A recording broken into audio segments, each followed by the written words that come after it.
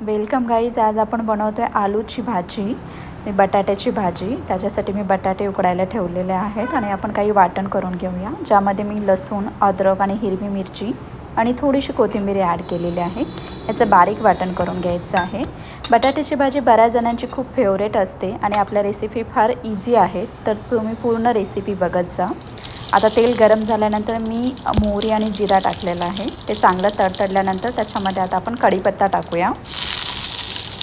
हे त्याला चांगलं तेलामध्ये आपल्याला भाजून घ्यायचं आहे.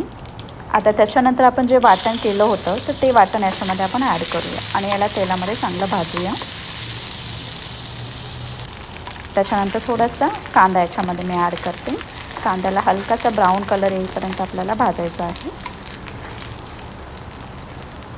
आपल्या सगळ्या रेसिपी ज्या आहेत त्या टिफिनसाठी खूप इझी आहे. तुम्ही आपल्या पेजवरती जाऊन पूर्ण रेसिपी चेक करू शकता. आता याच्यामध्ये थोडंसं मी मीठ टाकलं आहे, जेणेकरून कांदा लवकर भाजला जाईल. त्याला थोडंसं आपण भाजूया. त्याच्यानंतर आता थोडंसं मी हळद ॲड केलेली याच्यामध्ये. बाकी कुठलेही मसाले जास्त मी ॲड करत नाही आहे माझ्या भाज्यामध्ये. भाज्या एकदम साध्या सोप्या आणि त्या चांगल्या व्यवस्थित भाजल्या गेल्या ना तरी त्या खूप टेस्टी बनल्या जातात.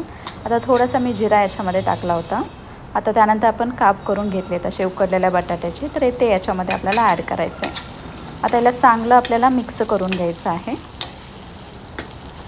याला प्रॉपर सगळीकडे ते बटाट्याला मसाला लागला पाहिजे.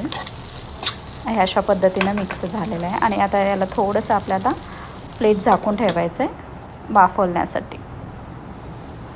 हे बघा, आता आपली भाजी एकदम रेडी झालेली आहे.